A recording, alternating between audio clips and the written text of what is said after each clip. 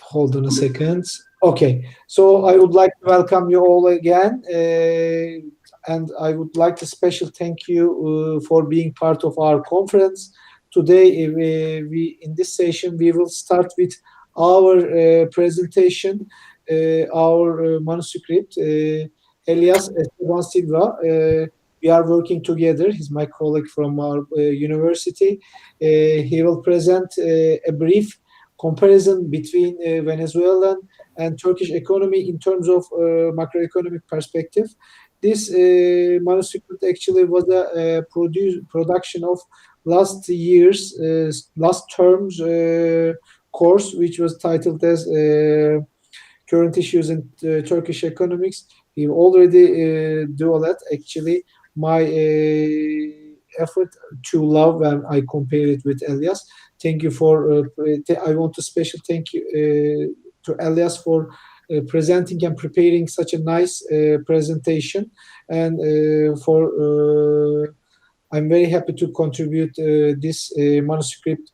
Okay, I may leave my word to you, Elias. Thank you very much again. Well, thanks so much, Professor, for the introduction. To me, it's an honor, to have this chance to work with you. Let me see, I guess, because I had a technical problem. I don't know if you can see my name there. It should be Turkish lady's name. Because in the last moment, I had to run to get a computer from a friend. Yeah, like a couple of seconds. Yeah, my computer broke down. Still restarting. I don't know what happened. Murphy always works, like I said. Yeah. Okay, it never misses. Okay. So, can you see the presentation? I cannot see it from. You can see your screen. You may. This means stop screen sharing. Not please don't click that. You may open your presentation now. We can see. Yeah, I did it, but.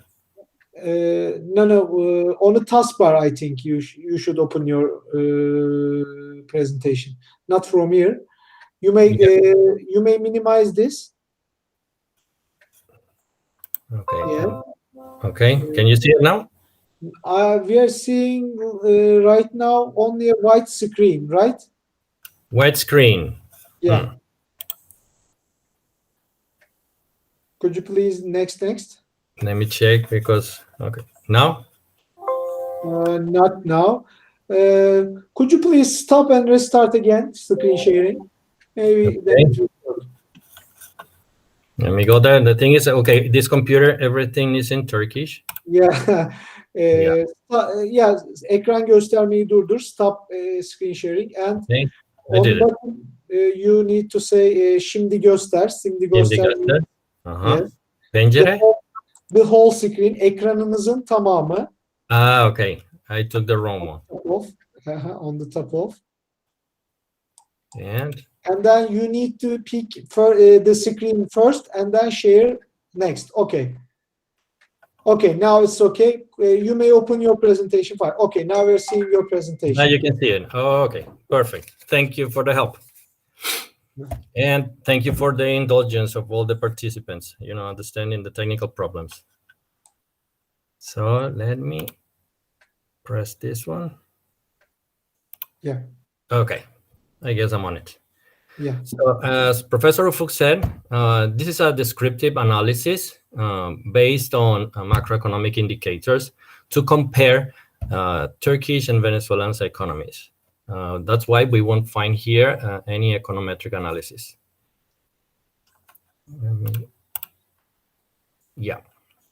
Let's pass here. What's the aim of the study?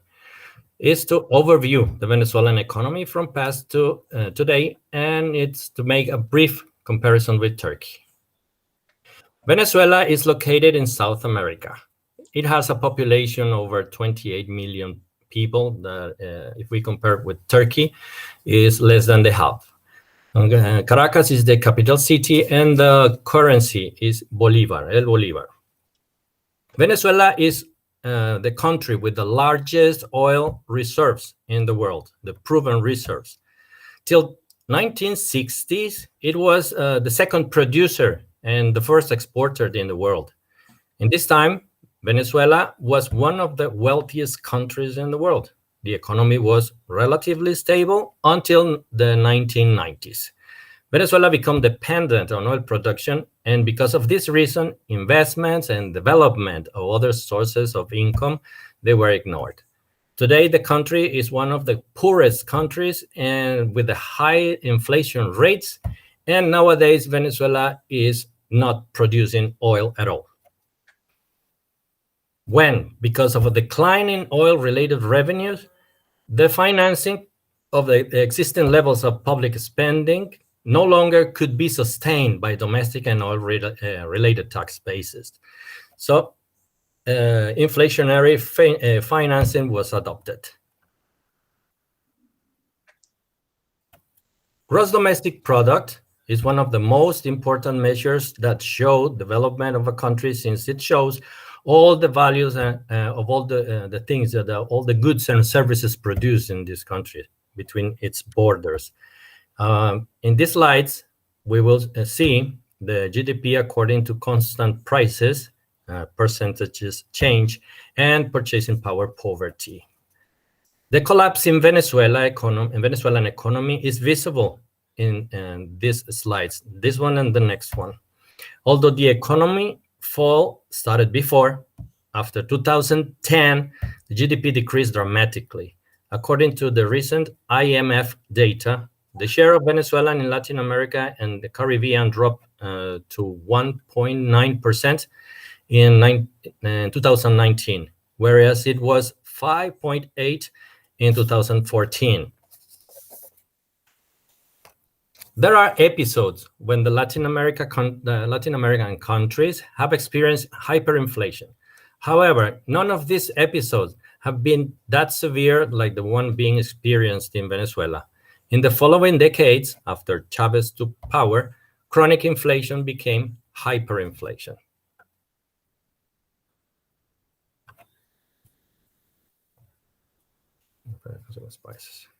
Countries in Latin America frequently, as I said before, they have experienced this kind of hyperinflation episodes.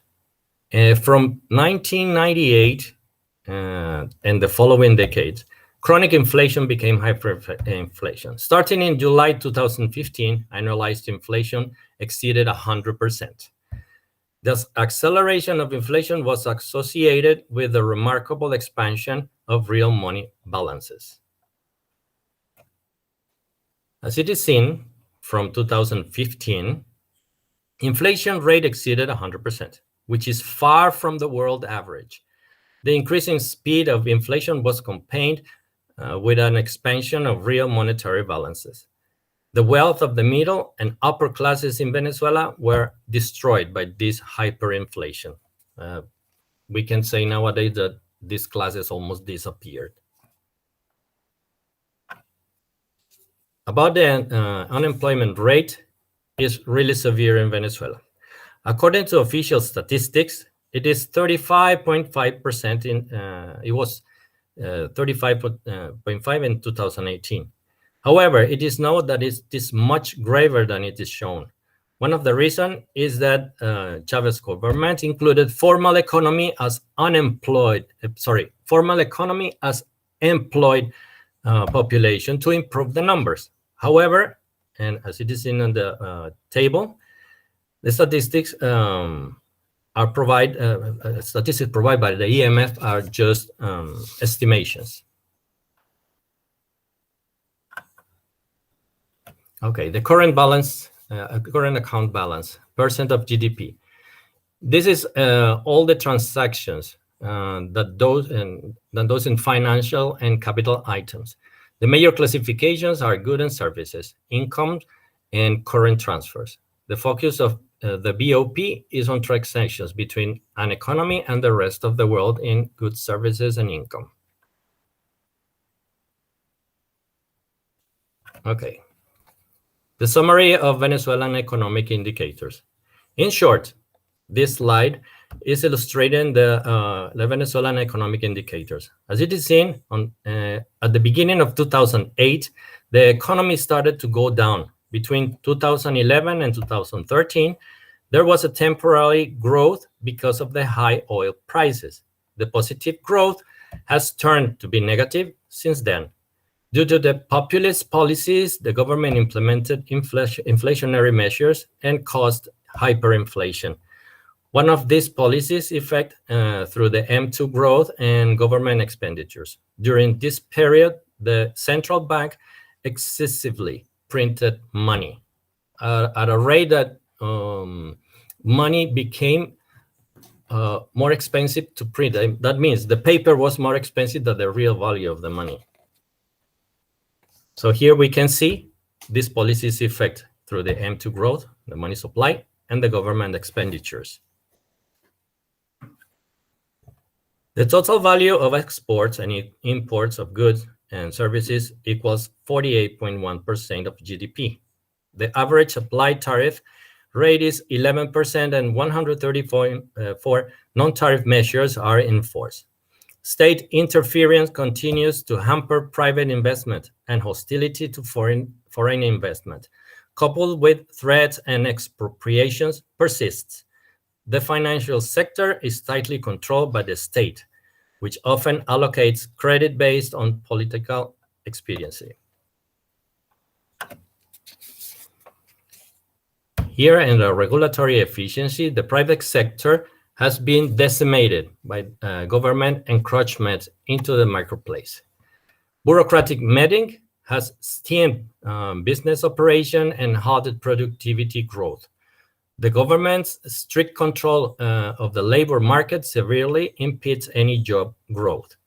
The IMF has forecast inflation at the level of 10 million% because of the severe scarcities of food, fuel, and almost all the imported goods. About human development indicators in Venezuela. Somehow, Venezuela is not that bad, not that good.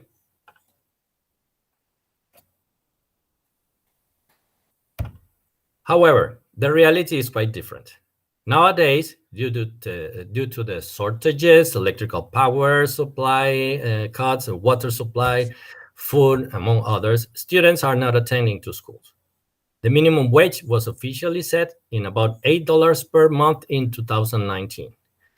The health sector collapsed many years ago, and criminality rates are incredibly high. Moreover, there is a huge communicational censorship. All these factors and many other facts attempt against the human development. If compared with Venezuela, some countries in Latin America, some countries in Latin America and with the continent itself, in terms of gross national product per capita, okay, Venezuela has the lowest. All the indicators show Venezuela is left behind. Now let's compare Venezuela to Turkey. The first indicator that we chose was GDP per capita. Venezuela and Turkey are very different countries in terms of the structure of the economy. Although these differences until the beginning of 2000s, in terms of economic statistics, it was possible to compare both countries.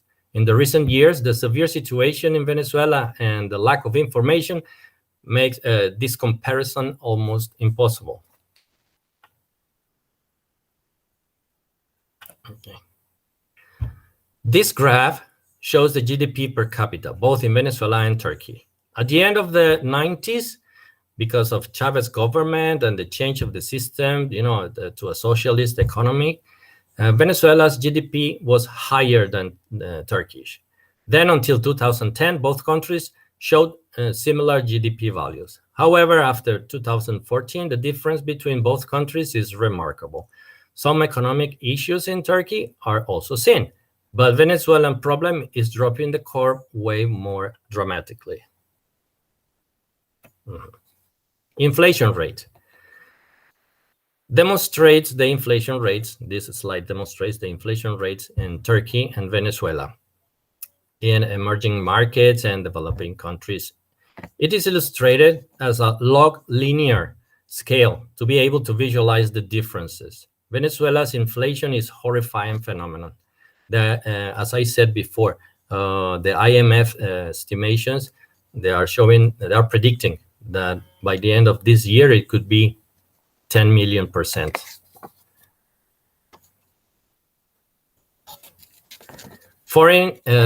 Credit ratings. I missed this one. Credit ratings. Turkey and Venezuela, the same. They are not that bad, that good, even though Venezuela and the Moody rating is considered really low.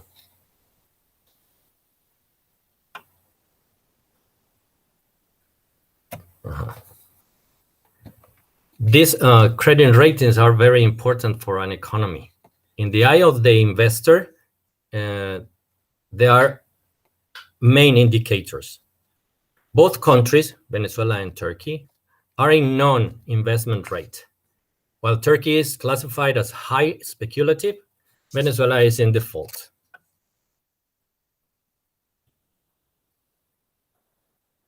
I continue here. In Venezuela, the government controls to whom the credits will be granted.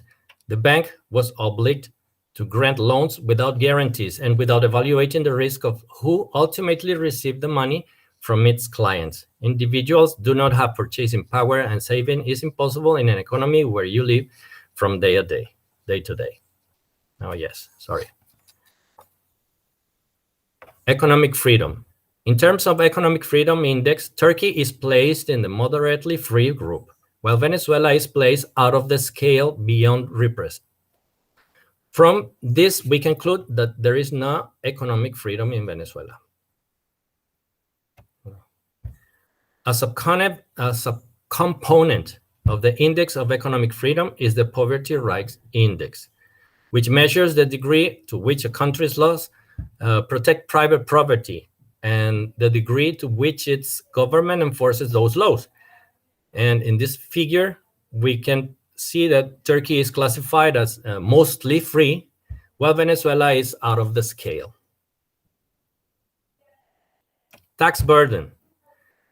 This is imposed by the government, and the score is calculated by the Heritage Foundation. The public sector size is the sample of the states in periods in hand, and is shown with this indicator. Turkey and Venezuela are in the same ranking.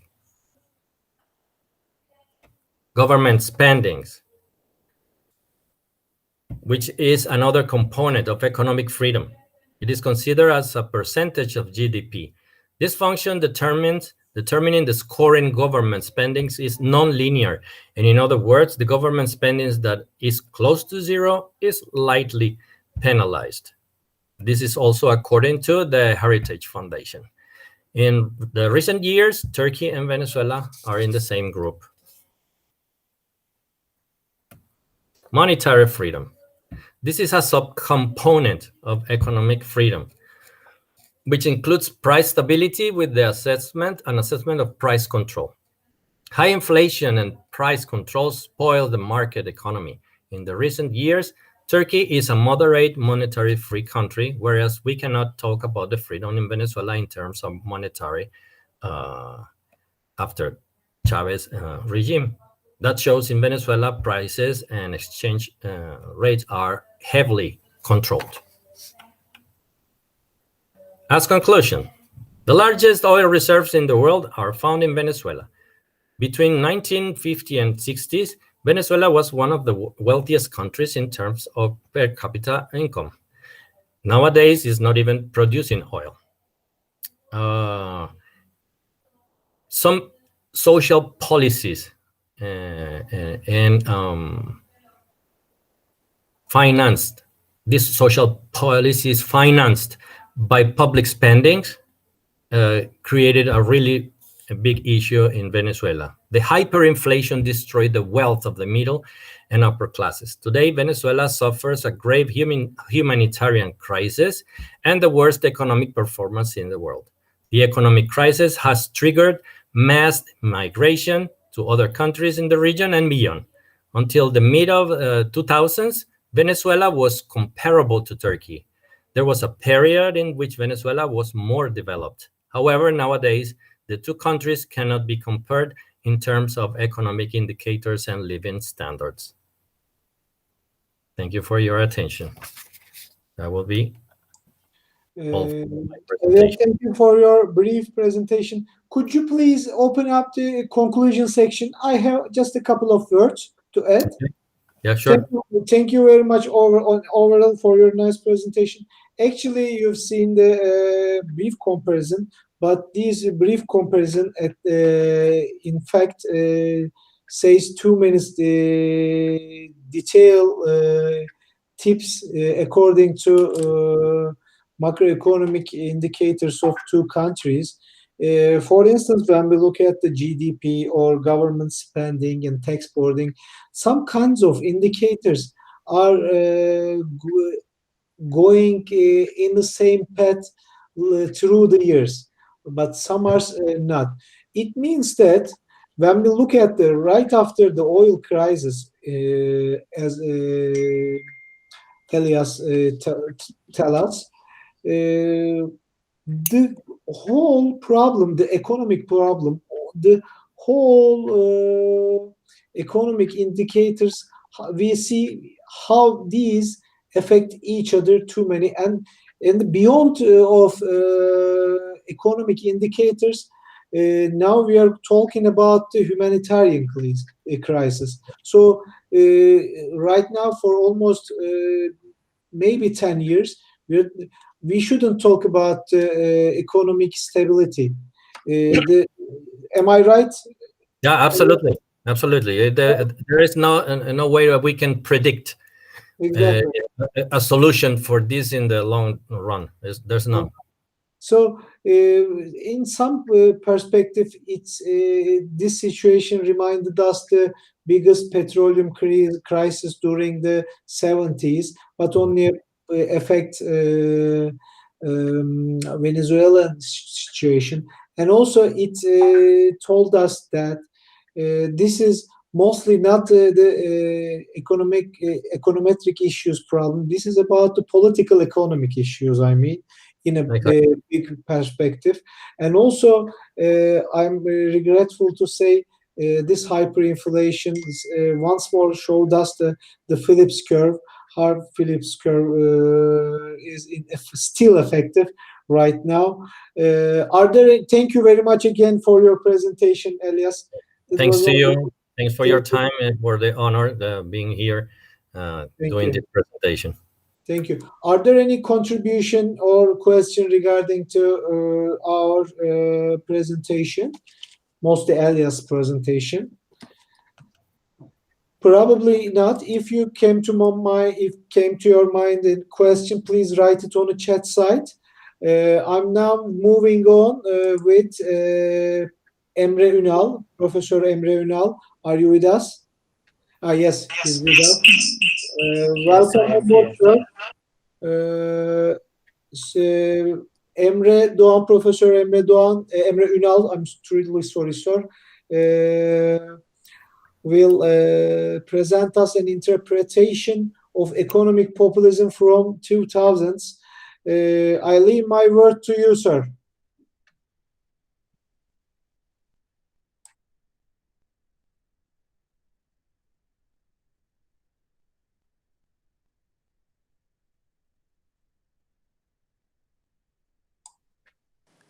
I am trying to upload my paper. Perfect.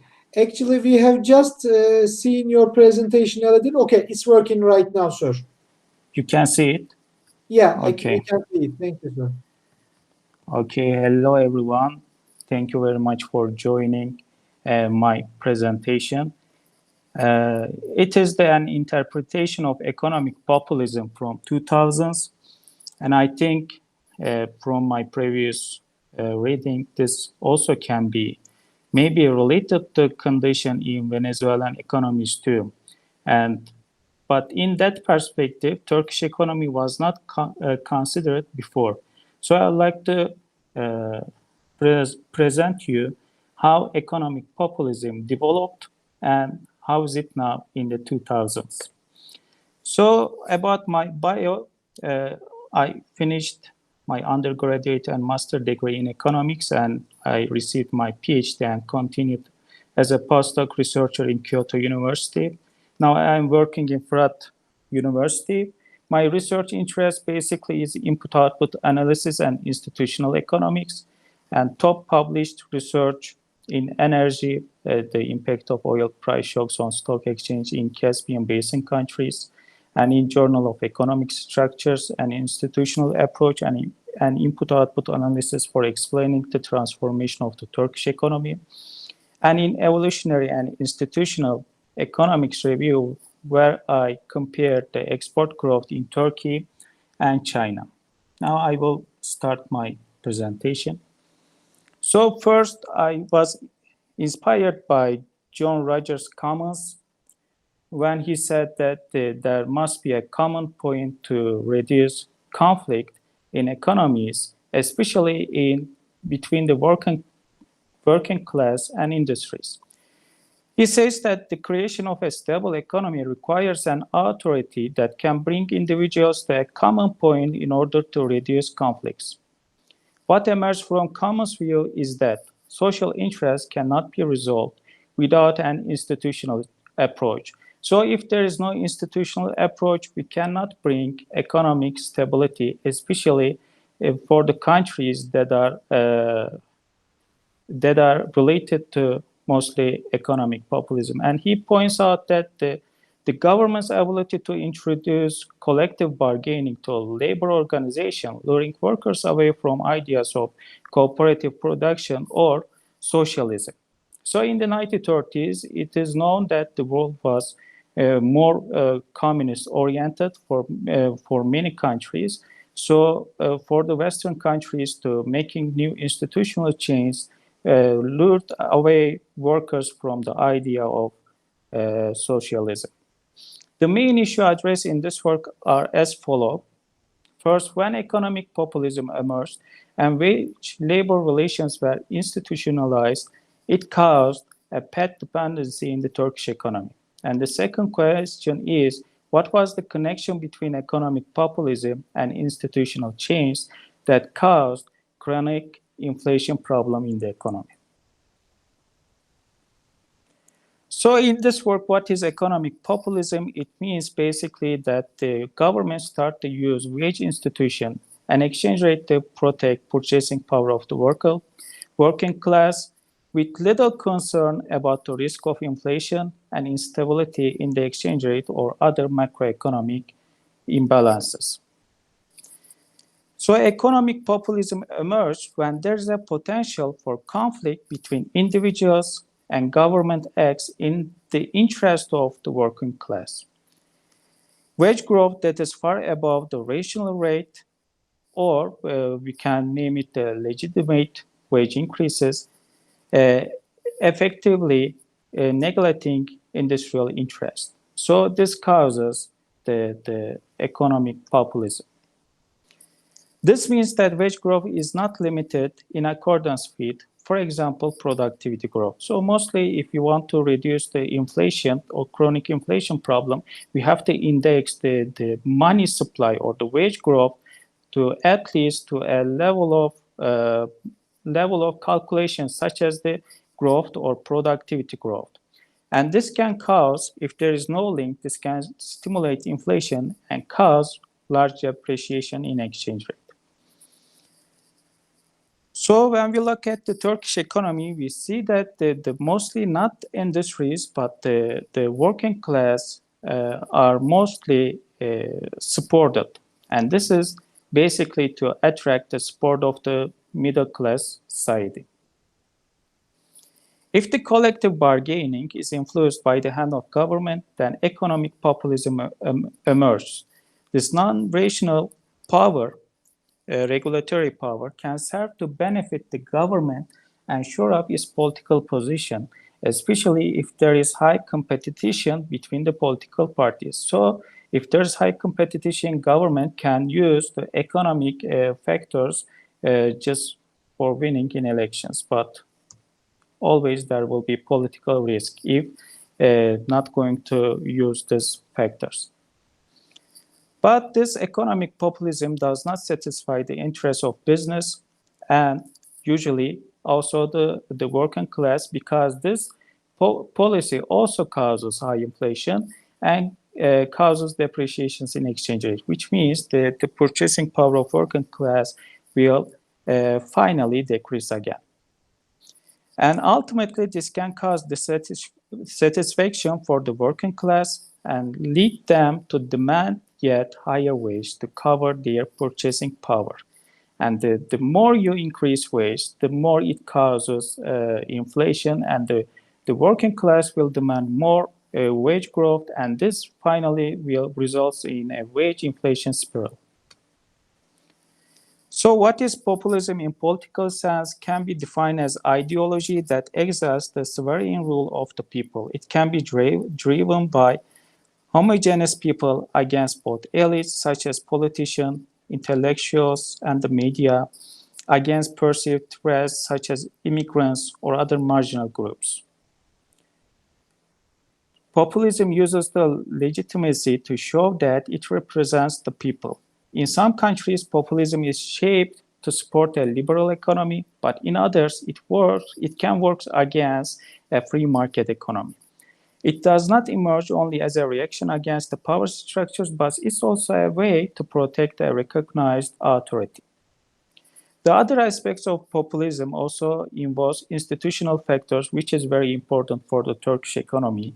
The post-war party systems and economic collaborations that brought regulations for trade unions and employer organizations. Therefore, they wanted to show in that period, especially from the 1960s, they represent the ordinary people. So how economic populism emerged when we attract ourselves from political side approach, economic factors become a force that shape populism. And this gives a way to economic populism. So when economic factors are used to gain power over the sovereignty of the middle class people, this can be defined as economic populism, and simply it is overly expansive macroeconomic policies. A government will adopt such policies under pressure from rising populist parties, which gain impetus from economic factors such as trade shocks, financial globalization, or migration. But we know that the populism can be different, economic populism, from country to country, because each country has different institutional factors. For instance, in Western European countries, populism is mostly driven by the migration policies. Migration can be seen as an institution that needs to be regulated by political parties. So this affects their performance in elections. In the US, nowadays, when we look at the populism, losing economic power to China is a factor behind populism. Increasing the country's competitive power against China, promote its own industries, attract support. But we know that this country is also mostly shaped by political populism, but they do not follow expansionary macroeconomic policies like Turkey. So one important reason why Turkey became an economic populist country is due to its macroeconomic policies. So economic populism can be defined as using economic factors such as wage, taxation, and exchange rate to appeal to a broad swath of society. In Turkey, relationship between economic populism and economic factors are mostly determined by the government and the working class.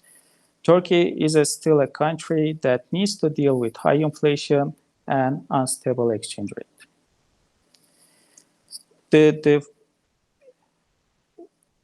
The factors of economic populism are usually defined by chronic inflation, unstable exchange rate, and chronic macroeconomic imbalances.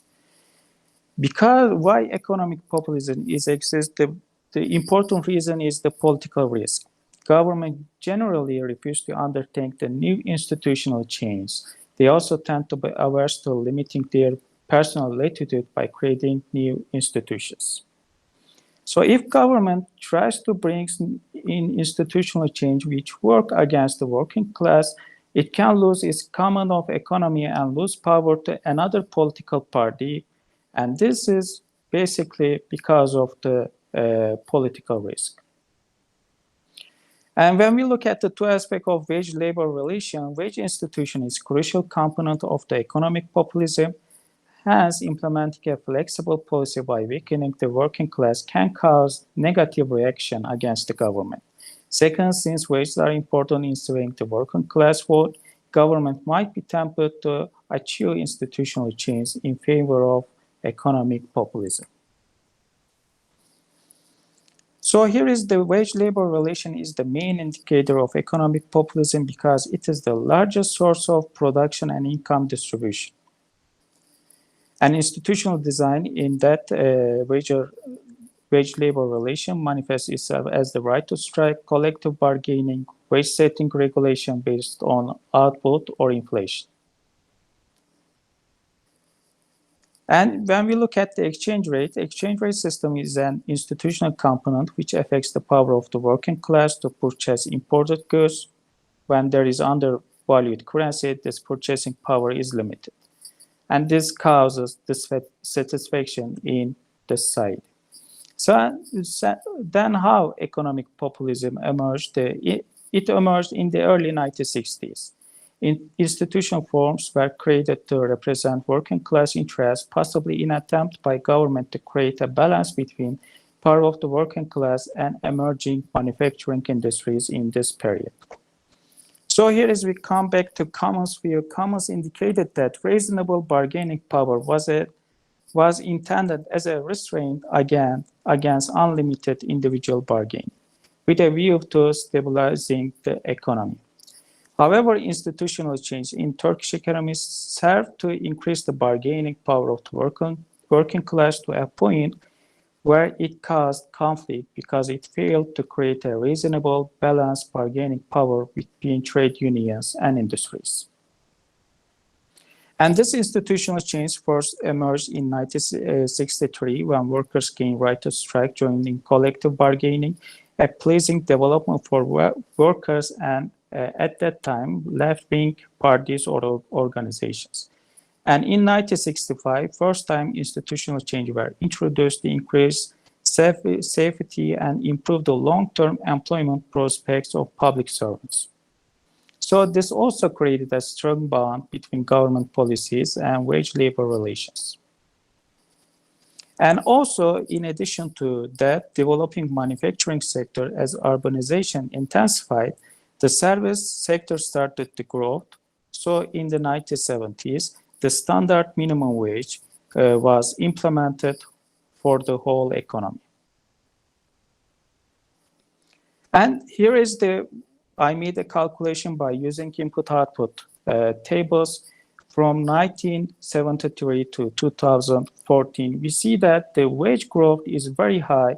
In the 1970s, it is around 34.2%, as much higher than the productivity growth.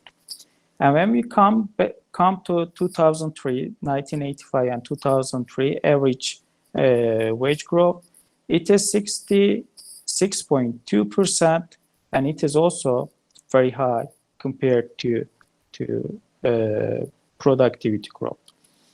And weakening trade unions, even in the 2000s, government achieved to decrease wage growth to 11.2%, but it was still higher in that period. And between 2011 and 2014, even if the economy experienced negative growth rates, averagely negative growth rates, the wage growth was much higher.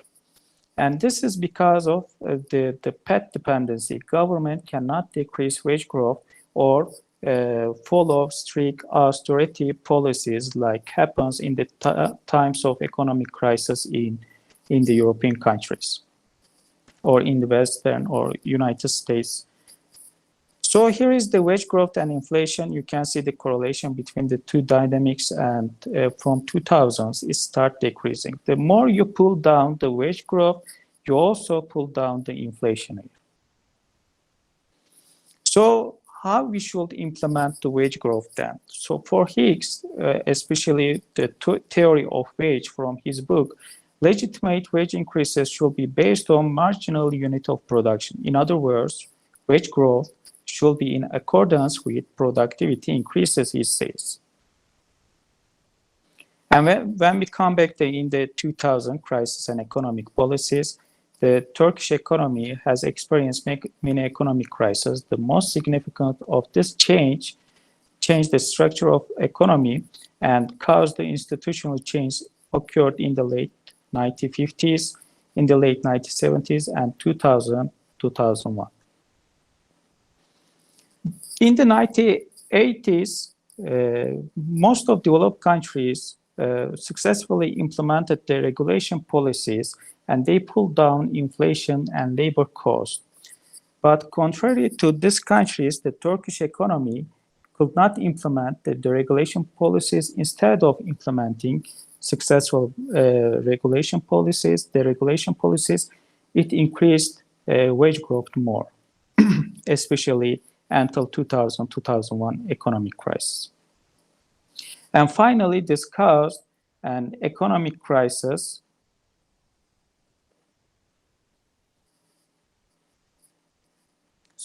and finally this policy caused economic crisis, and in 2000-2001 economic crisis, Turkey implemented a new institutional change. The privatization was promoted, exchange rate became flexible, inflation targeting was implemented to eliminate the chronic inflation problem since the early 1960s, and trade unions began losing their power and influence and became more balance to activity of industries. And here is the minimum wage and inflation, and you can see also the correlation from 2000-2001 economic crisis. When the wage growth started decreasing, inflation also fell.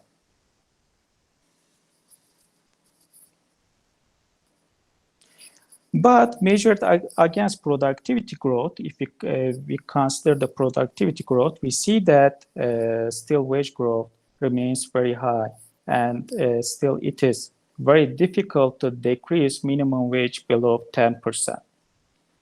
And here is I calculated by using input-output tables to nominal exchange rate, what we see always on financial news, and the real exchange rate in Turkey. And we see that between 2000 and 2000, until the 2008 financial crisis, there is a balance between the two dynamics. The nominal and real exchange rates usually moves together, although still the exchange rate remains overvalued. But from 2010, we see that the gap between the two factors widens. And this shows us that the exchange rate repressed in the Turkish economy. It means the exchange rate became very high, highly overvalued until 2014. And this is because of the interest rate policy to keep depreciations in exchange rate. Although the Turkish economy implemented an institutional change in the exchange rate system, interest rates were kept relatively high. Hence, the economy has experienced an overvalued exchange rate for decades. And here is the inflation targeting. And inflation, usually the central bank introduced it as 5%. We see that only this target was completed in 2011. But this is monthly rate. If we consider the annual rate, still inflation remains above the average.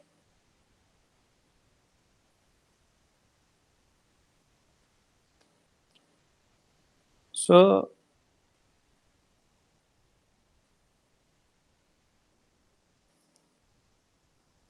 let me continue from conclusion. Economic populism has exerted an influence on the Turkish economy since the early 1960s. The economy, which did not have macroeconomic imbalances, started experiencing chronic inflation and large depreciations in the exchange rate. The institutional change that gave rise to macroeconomic imbalances go back to the early 1960s with the institutionalization of wage-labor relations. There were three important institutional changes in wage-labor relations. These changes are still in effect today and remain the reason for path dependency that give rise to high wage growth. Firstly, for the working class, collective bargaining and right to strike were legitimized in the early 1960s. Secondly, a rule allowing public servants to join trade unions and participate in collective bargaining was introduced. And third, the minimum wage was institutionalized and standardized across the country in the mid-1970s. This work shows the development and institutionalized wage-labor relation in the Turkish economy and how, through economic populism, this led to path dependency, which caused macroeconomic imbalances. Wage institution has been used without risk of inflation, and macroeconomic imbalances became a real structural problem. The lack of any balance of power between the working class and industries gave rise to economic instability and has the potential to do so again as long as economic populism remains a possibility. To reduce this risk, new institutional changes are necessary in wage-labor relation and in the role of government, which has not changed from the early 1960s to today. Thank you very much for listening my presentation. If you have any question, please don't hesitate. So thank you, Professor, for your very detailed presentation. Actually, you have completed the extended part of Turkey version of our study.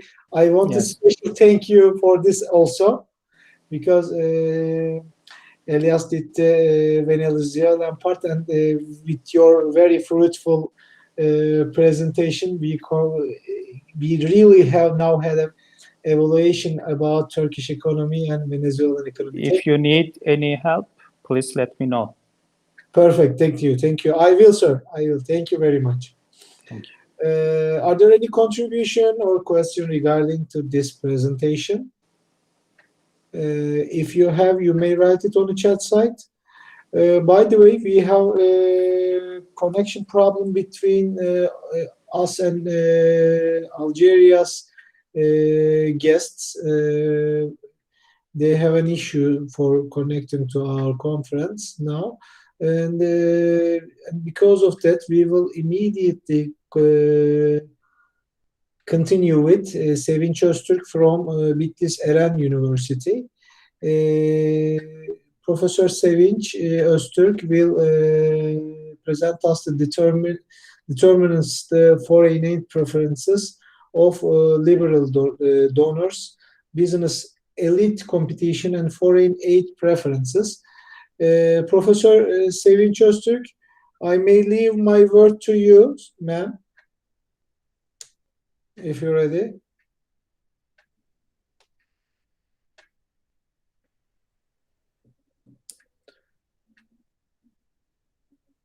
Professor Sevinç Öztürk, you hear me over?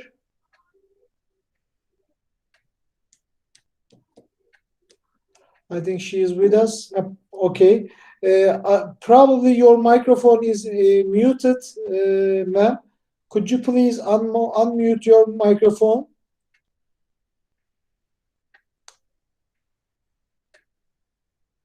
Okay.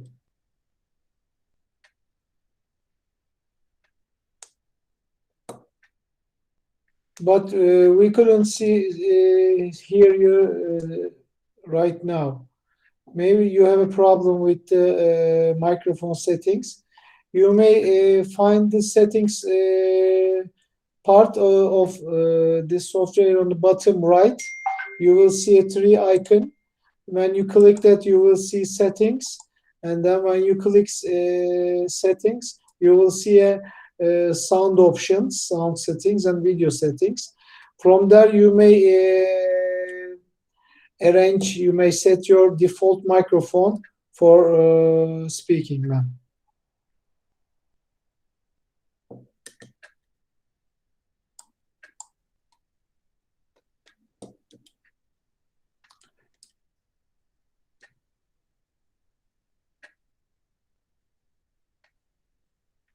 Okay. Okay. Dear participants, for 4:15 p.m. We will have a little bit delay, but right after Sevin Çöztürk's presentation, we will continue with you, sirs and ma'ams, just for your information.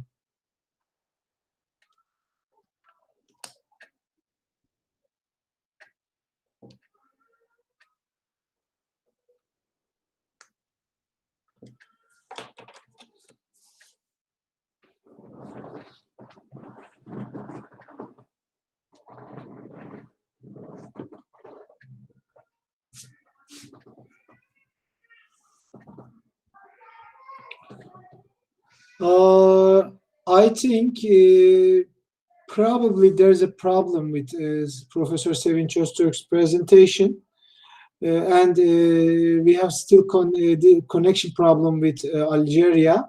So if it's okay for you, I may directly continue for the next session, if it's okay for all participants.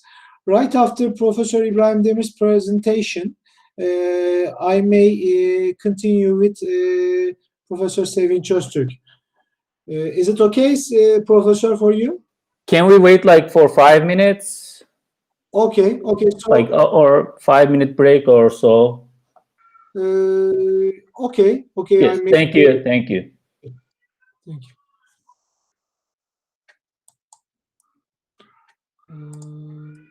Let me check it, the chat site. I'm so sorry. It seems it's working here, but it obviously is not. Ma'am, maybe it can work if you log out and logged in again to our conference session. And also, maybe it's a problem that maybe you won't give permission to your browser for accessing your microphone and video. When you let your browser to access your microphone and video camera, probably it's going to work.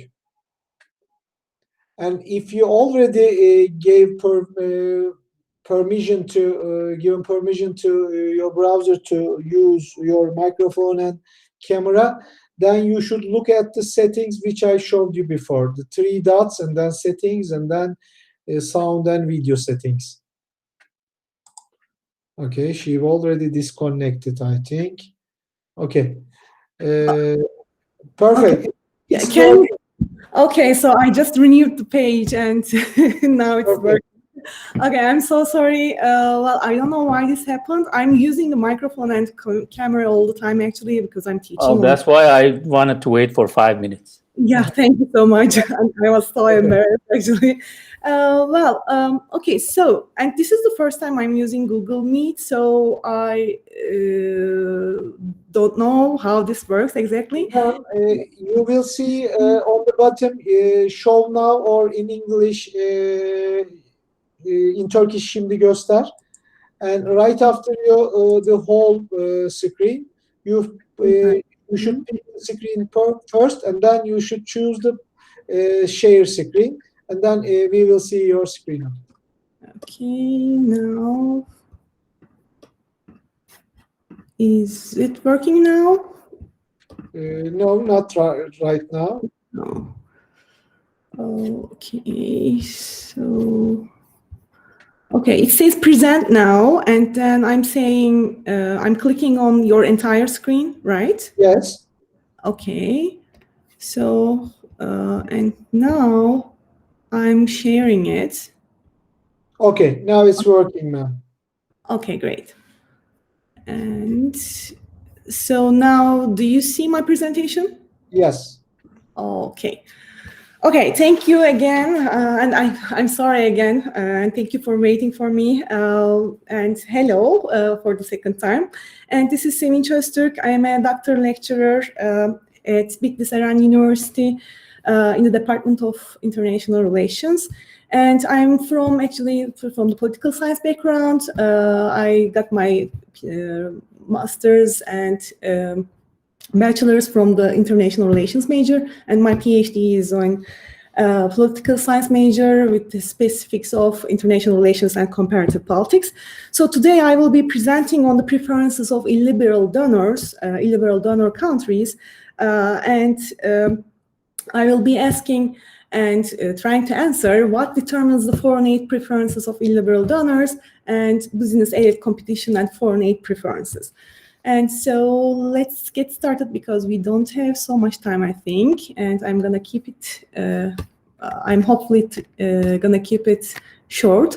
And so here's the plan of, here's the overview of my presentation. So it has 6 parts: introduction, literature review. Introduction will consist of motivation and background and research question, and literature review. Then I will proceed with the theoretical explanation, then methodology section, and then I will explain my results, and then I will conclude. So I'm going to start with the introduction section. And well, recently we have been seeing illiberal and autocratic countries as foreign assistance donors. So especially the Chinese foreign assistance. I mean, although previously the foreign assistance has been considered as the Western foreign policy tool, we have been seeing some countries from the East and some countries from some countries that are not liberal and that are even autocratic. And especially Chinese foreign assistance has been highly criticized by the highly debated by the Western governments and Western sources among these illiberal countries. And as we can see in this graph, the Chinese foreign assistance has been increasing since 1919 and especially after 2000 actually. But China is not the only illiberal donor among other donors. So there are other illiberal and authoritarian countries such as Qatar, such as United Arab Emirates, Saudi Arabia, and these countries are among the top 30 donor countries according to the OECD's numbers. So while the number of illiberal donors is rising, it's argued that, well, in the aid literature, that illiberal donors' motivation and preferences are different than the democratic or liberal countries or liberal democratic countries because, well, mainly they don't have the liberal components, so they don't have the liberal governance, so their motivation for giving assistance might not have the liberal aims, such as reducing the poverty, providing the equality, reducing the inequality, according to the Western sources. Then the question is, what are the motivations, and if they have no liberal component in their foreign assistance, then what are the motivations and preferences of these illiberal and autocratic countries? So what determines the foreign aid preferences of these illiberal donors?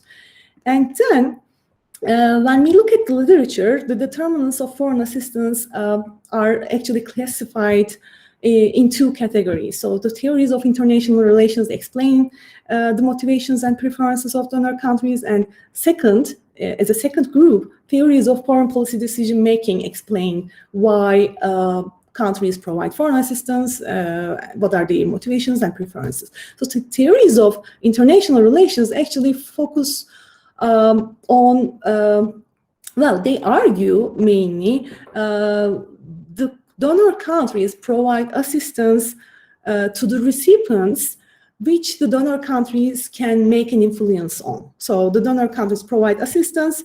Well, the recipients should be the countries that the donor countries make an influence on. Well, that is how they pick their recipients. If they can influence the country, then they provide foreign assistance. This is how theories of international relations explain the motivations and preferences of the donor countries. And according to the more domestic explanations, well, ideological, institutional, organizational, or interest-based factors explain why the donors give foreign assistance and how they determine the recipient countries or their projects, the value of their projects. So according to, for example, one explanation is ideological. So the foreign assistance, well, the countries provide higher amount of foreign assistance based on their ideological background. For example, if well, they provide assistance to the recipient countries which have the similar ideological background in their governance. Another explanation is institutional. For example, some countries would like to transfer their regime types by providing foreign assistance. And organizational explanations say that, well, the foreign assistance, the preferences of foreign assistance has been determined by the donor countries' organizations, such as the foreign assistance organizations within the countries. And interest-based organizations argue that, well, the countries provide foreign assistance based on their interest. If the recipient, if they find an interest in the recipient country, in the potential recipient country, then they provide more foreign assistance. These interests might be trade interests, FDI interests, as such. So, well, while these two theories explain why donor countries provide aid and how what are their preferences, I follow the domestic politics literature, the foreign policy explanation literature, and I have argued that, well, if in the democratic countries, if in the liberal democratic countries, the government is providing foreign assistance to provide public goods. For example, if the government provides foreign assistance to the recipient country and then, after that, it still gains, and this, as a result of this gain, it provides public goods to their citizens because it needs the government needs to be re-elected in the election. But in the autocratic countries, according to selectorate theory, for example, the mechanism is different. So autocratic countries or illiberal countries where there's an election, B, there is no election, or B, there is an election, but it's not fair or it's not entirely free.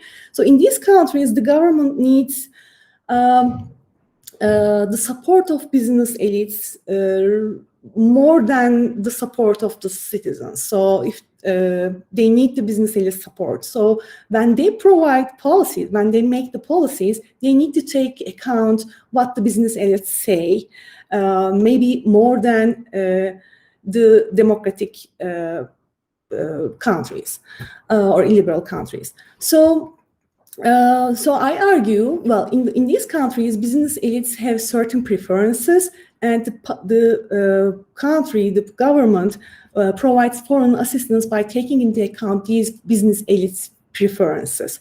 But what the structure of business elites in these countries should be influential on the preferences of foreign aid policies, because if there's a dominance in the business elite configuration, then that means some group of business elites are closer to the government than the others. But if there's a diversification in the elite configuration, then that means, the government might not be close with all of these firms or the business elites. So therefore, I argue that the dominance in the configuration of elites actually determine the preferences of foreign assistance.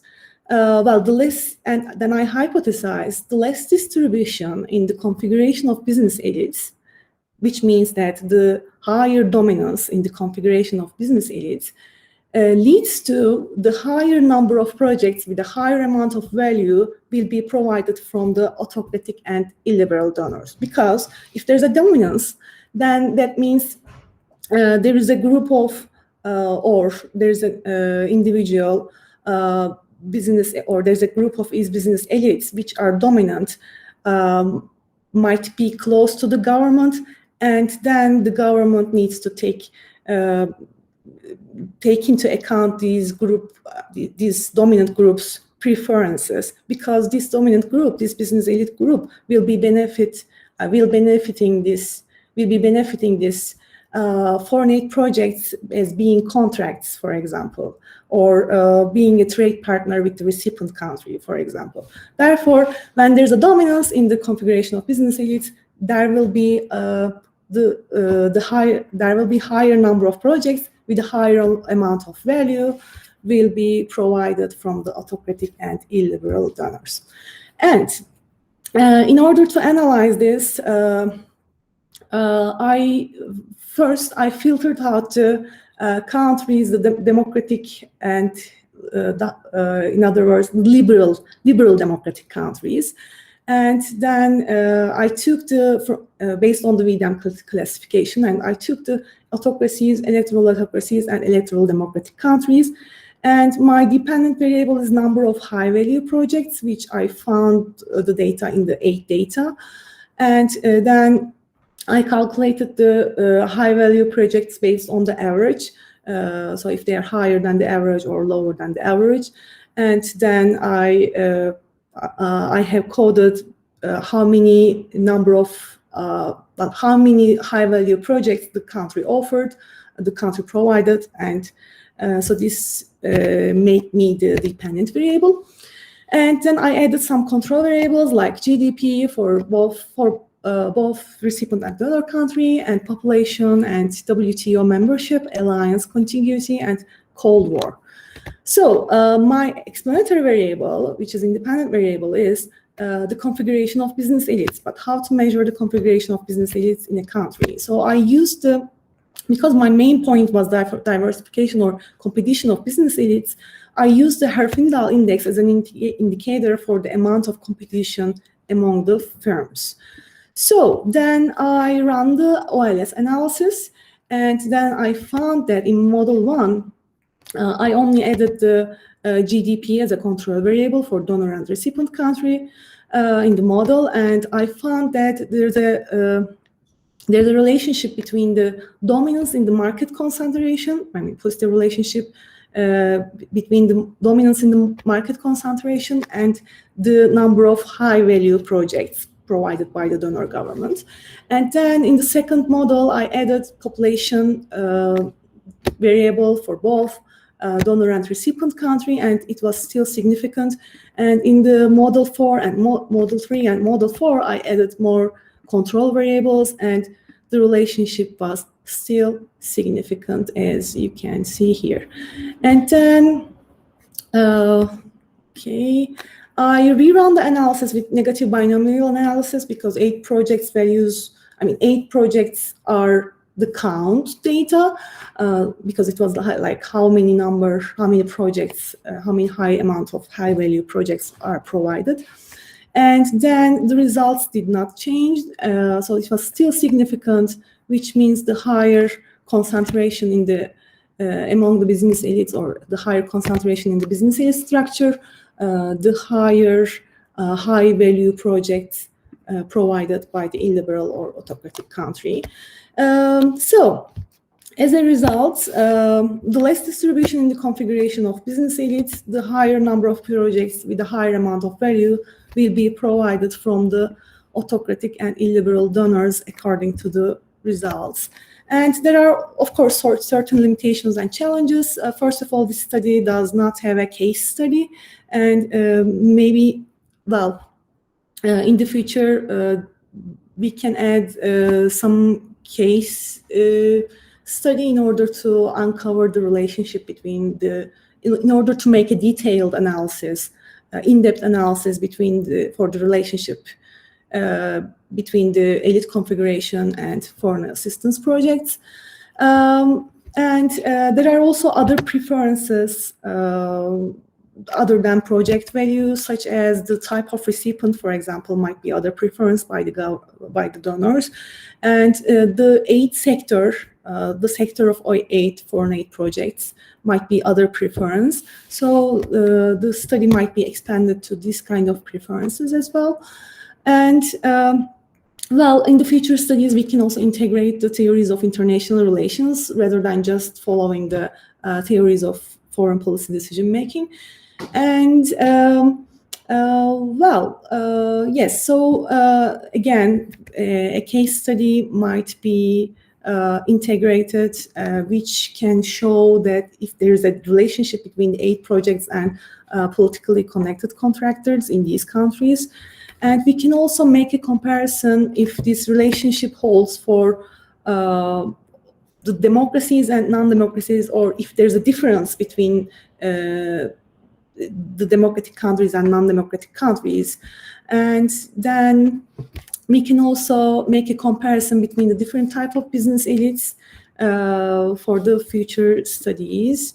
And thank you for listening. And I'm looking forward to questions, comments, and suggestions. Thank you.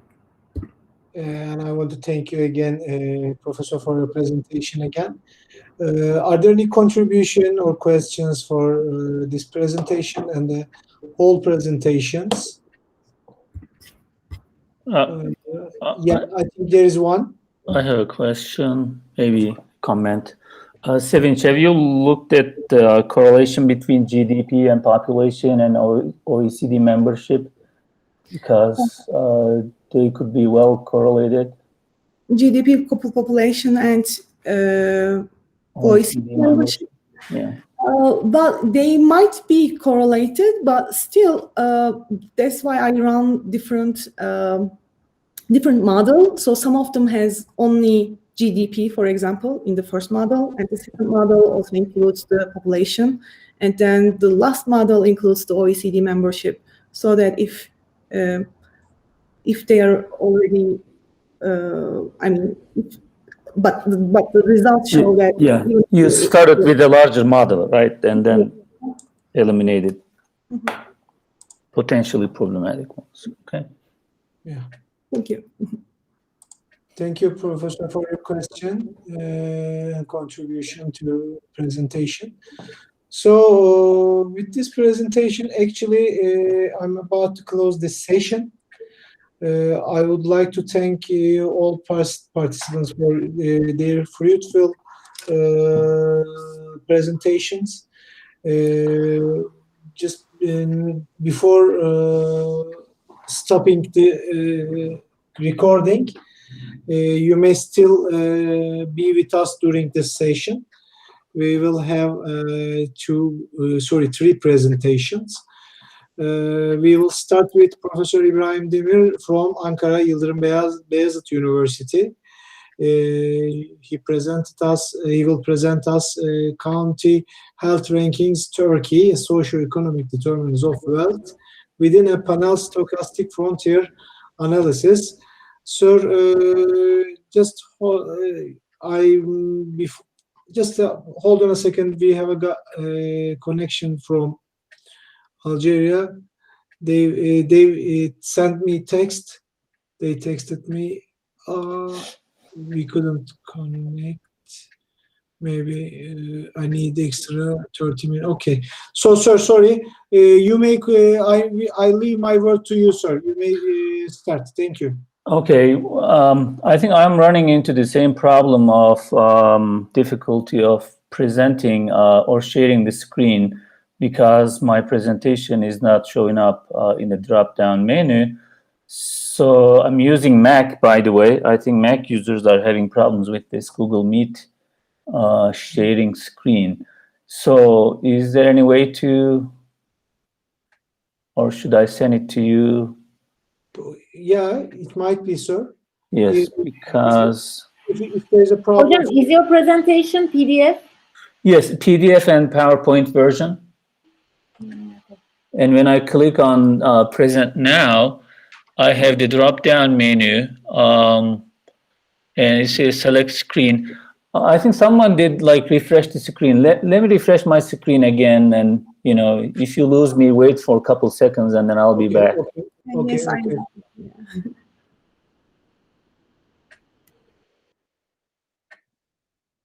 Probably he will reconnect again. Okay. Now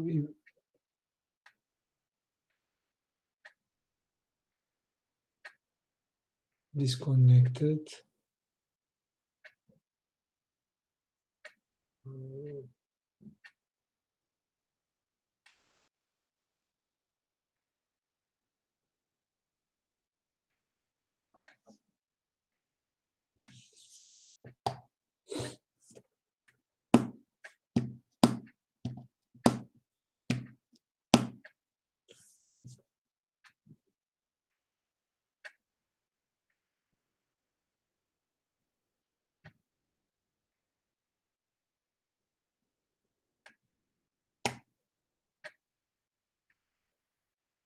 Hocam duyabiliyor musunuz beni? Sizin mikrofon kapalı hocam. Şimdi göster kısmından hocam tüm ekranı seçtiğinizde karşınıza nasıl bir mesaj çıkıyor?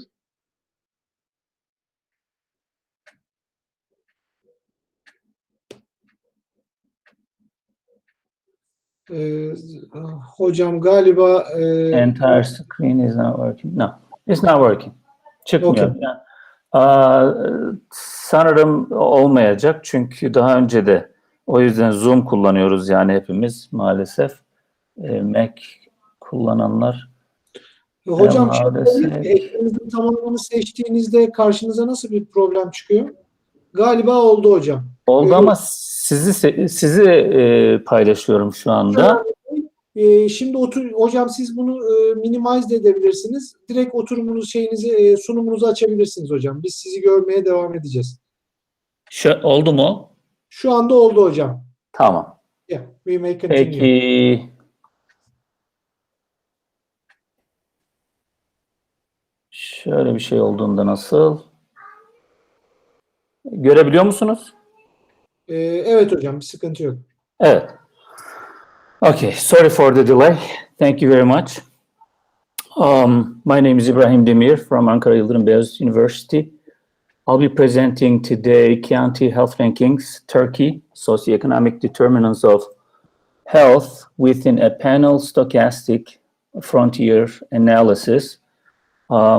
This is coming from a project supported by TÜBİTAK, Turkish Scientific and Technological Research Council. That I had to say this by TÜBİTAK rules. Okay, where is this coming from? The motivation for this work.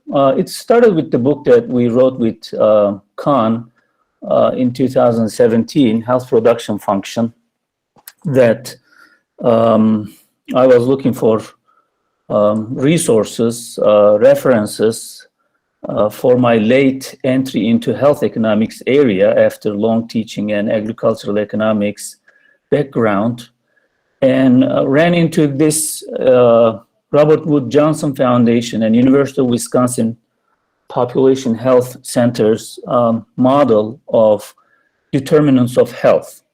And later, with Maculo and Leiter, I saw that this model started being used as health outcome itself, like life expectancy or child mortality. They were using the health outcomes coming out from this model as health outcomes per se. Also teaching health economics, the student liked this model as well. And then I worked on a rural health project that the county that I was working was like talking about this model. And then they were trying to improve their ranking within this model that was published or being published, still being published every year. And then I got this TÜBİTAK Return Home scholarship on this project. And then for academic satisfaction, I like working on this. What we have here is, as you see, policies, programs, health factors lead to health outcomes. And health outcomes are coming from two sources: length of life and quality of life, having 50% weight, and health behaviors, clinical care, socioeconomic factors, and physical environment are the determinants of health. each have their subsections. For instance, like health behaviors have tobacco use, diet and exercise, alcohol and drug use, and sexual activity, and so on. It started like this, and then for the extension of the study, health is subject to a production activity, meaning that health can be produced and health factors and health outcomes are measured. So we got two measured things, health factors and outcomes. Why not analyze this within a production function environment? And countries need to know percentage of the contribution of health factors to their health. That's the most important part of this. If you don't know the percentage or the marginal contribution of the health factor that you're talking about to your health, you can misallocate your resources. And the most important section is the clinical care section, that in the US, for example, 50% of spending is going through the hospitals. Hospitals are the most expensive place in the healthcare system. Then they started questioning about, okay, we're spending 50% of resources here, but how much are we getting out of this? Kind of questioning gave way to this type of analysis and modeling. And time series data alone are insufficient for policy relevant implications. What is time series? Like, year-to-year changes in health expenditures. This is not telling anything to policymakers, like 10%. Sometimes there is even no increase, So what needs to happen is that we need to get geographic and administrative unit variation into the picture. That will provide crucial policy relevant details. What is the difference between Konya and Ankara? What is the difference between Samsun and Ordu? Even that is not enough, because when you look at provinces, iller in Turkish, they are large geographic units, and their south and north and west are different socially and economically. Then you need to go even a smaller area analysis, like into the ilçeler or the counties, or even the mahalle, even the neighborhoods. This started with the county health rankings and roadmaps of University of Wisconsin and Robert Wood Johnson Foundation's ranking system. And then South Korea, Spain, and Turkey followed the suit. Turkey is on this structuring, as you know, and we are talking about global ranking system, like extending the whole model to global counties, the whole global, and COVID-19 proved that this is a necessary, and we are in talks with University of Wisconsin and Robert Wood Johnson Foundation team on this. What is the objective? The objective is to present county health rankings target project to you and estimate the determinants of health using analytical methods, particularly panel frontier analysis, because CHR and our University of Wisconsin team are using mixed approaches to the estimations, and they're kind of staying away from analytical approaches. And my idea here is to bring about estimations, like analytical tools, like either being OLS or frontier analysis or other types of analysis for obtaining the percentages. What they did was they have a panel asking about the percentages. What is the role of clinical care? What is the role of health behaviors in determining the health type of approach? In the determinants of health model, in order to improve health, one needs to understand the determinants of health. If you don't understand the determinants, it's going to be difficult to improve. And then you need to have a health production function that the determinants are going to better guide the resource allocation. And this is going to bring, I hope, in Turkey particularly, a paradigm shift from clinical care to preventive care and socioeconomics or socioeconomic determinants of health. The other contribution of my work on top of the Robert Wood Johnson Foundation and University of Wisconsin team is the economic background of it. The team over there is just kind of population health or health professionals, kind of like medical doctors and other researchers. But in the economic theory, rankings can improve performance by providing right incentives. Counties, ilçeler, can compete and cooperate if they are ranked, if they know they are ranking within their provinces. And they can identify the low-hanging fruit improvement areas, low-cost improvement areas for better health outcomes.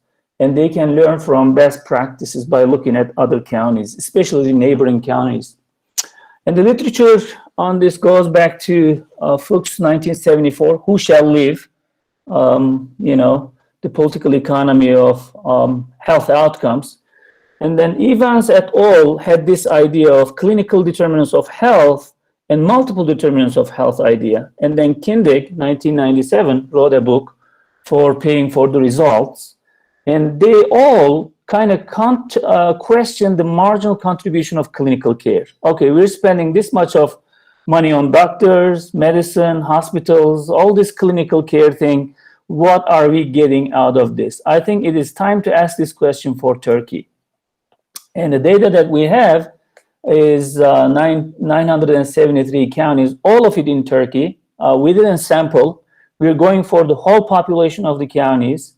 We got various data sources, and we are getting data on health factors and health outcomes. This is the summary statistics, going over like about 5,000 observations with all that missing observations.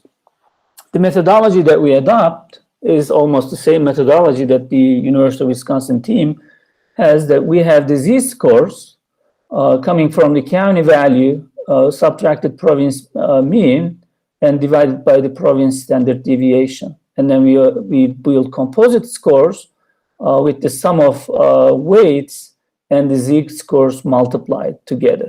Example of this, for instance, composite clinical care score has been obtained by multiplying the scores with the z-score, multiplying the weights with the z-scores. And the question here is the weights. What are these weights and where are they coming from? How can we determine these weights, like 25% for each? Well, there are certain ways, like historical ways, practical ways, analytical ways, or expert opinion to obtain these ways. Sometimes you have to use all of them. Here, just for the sake of this pilot study, I used just equally distributing the available variables in terms of the ways. Like if you have 4 variables, I did 25%, or if you have 5, I did 20%, not favoring any variable here, any z-score here. And composite socioeconomics or composite environmental or composite behavioral scores are obtained in the same way. And then, having obtained the z-scores and composite scores, we summarize them to obtain health factors summary and health outcomes summary measures. Think of 2 variables, like one is the health factor summary and the other one is the health outcome summary. And what you do is rank the factors and outcomes for the counties within a province, not the whole Turkey. This is not for ranking for whole Turkey because of some drawbacks of that. And then estimate the effects of factors on outcomes using econometric methods and feed the data on website and GIS maps. Like lots of things, like here's the website that we have. It's live now. You can visit it. This is the map. You can click on the map, and that map is going to take you to another map, which is GIS map, live GIS map, and then it's going to give you the ranking of what we have now is health outcomes only, like Çubuk in Ankara, ranked 24 being like, here is a high ranking for health, but we're going to introduce health outcomes, health factors as well in this picture. And the project team, Mert is with me, research assistant, and we got Burak and Sefa volunteers, and Asena also volunteer from SG Turkey. And the estimation results, I started with pooled OLS and then moved to pooled elasticities, and then stochastic frontier panel, and then short stochastic frontier panel. And these models are not really performing well. These are preliminary findings because of lots of missing data and some unexpected results. For instance, as you see, the coefficient of composite socioeconomics on composite health outcomes is negative, and clinical is negative, meaning that the better the socioeconomics, the better the clinics, you're getting negative impacts on health, which is unexpected. But the composite health behaviors have the expected sign, and then you have to switch the model and getting similar results here and there, some significance and insignificances, and then moving to a stochastic frontier panel as well. Similar picture here with consistent unexpected signs that is showing that either data or estimation has some problems. If you want to see a larger picture, maybe closer to what we are trying to do on top of the Robert Wood Johnson Foundation and University of Wisconsin model or estimate, I don't think they have estimation. They don't have estimations. I discussed this with them, the reasons for not having an estimation. This is a challenge now that we are, going at. Here, the larger pictures, almost all of the observations are here. If we pull the data and if we omit the clinical composite score, because that is the source of missing variables, that we got like tons of missing observations on the clinical side, what we have is still negative effect of socioeconomics and positive effect of composite health behavior, and we have beta coefficients, meaning that these are kind of showing ranking and kind of health behavior. And health behavior have, if you remember the model, smoking, alcohol, drug use, hygiene, sexual behavior, and stuff like that are the most important determinants of health in this preliminary model or estimation. The study has lots of limitations. We got missing ilçe data, like ilçes or counties are ignored in Turkey. We got several managers, müdürs in like kaymakams, but they don't collect data or they don't share or process or systemize. Data are available but not available. You know what it is. And it's a big loss. And you cannot do this type of analysis from provinces, ill-based, like that is not going to tell us anything about what's going on with health factors and what's going on with health outcomes. We got missing variables: crime, air, water quality, life expectancy, smoking, transportation, accidents, etc. And we also have missing observations. And probably another technical issue limitation is if you are going to go with the stochastic panel model, I haven't been able to find a model that I can combine mixed hierarchical multi-level models with the stochastical panel model. And further questions that we have, having used these scores, we get the mean, we get the value subtracted from the mean of the province and divide by the standard deviation. And then the question is, do we still have to question inefficiency with a frontier model having used these scores? And the other one is reception of the counties of the results. We hesitate to put this on social media and then tell the provinces that this is your ranking. And it's hard to estimate their reaction to this. And I think it's better to collect more data and get a more robust estimation. And then political economy of ranking, the distribution is always political, and then we may have challenges on that. To conclude, I would say health outcomes potentially have significant determinants other than clinical care in Turkey. That is expected, Health behaviors seem to have the largest effect. More data needed for better estimations, and policy should reconsider resources allocated to clinical care. All these surgeries, medication, hospital visits, doctor hours, hospital systems, and stuff like that. These are the references that I used. Thank you for your time and listening to me and my contact information, and I would appreciate your questions and comments. Thank you, Professor, for your presentation. Actually, the last two sessions are really interesting for me. Thank you for your valuable contribution to our conference. Are there any questions, contributions to Professor's presentation? By the way, I'm looking the chat site on the same time. Probably not. So if you still have the questions, you may write it on a chat site. Sir, I will continue with Professor Necmettin Alpay Koçak from Hacettepe University. Can you hear me? Yeah, we hear you loud and clear, sir. Okay.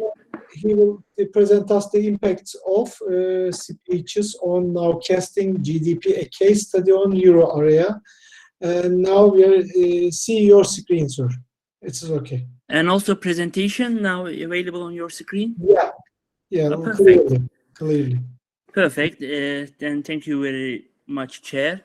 Hello to everyone. This is Alpay Koçak. I am from Hacettepe University as a visiting lecturer, originated from the Statistical Institute. Today I will present you a study for impacts of speech on nowcasting GDP, and my study is focused on the euro area. The outline of the study is, as usual, introduction, literature, data, method, findings, and conclusion. Actually, there are too much words in this screen, but I want to give you in limited time to main motivation of my study.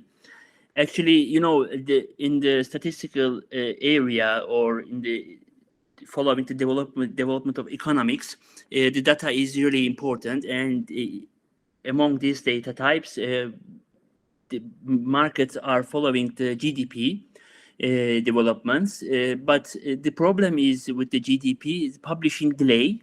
You know, the GDP almost published in the T plus 45 days in advance estimates or flash estimates, and then you can find the result of GDP at T plus 90. So after reference quarter, after 3 months, you can get the final figures of the related reference quarter GDP. So the first problem is that to get the flash estimates, or we call nowcast the GDP as early as possible.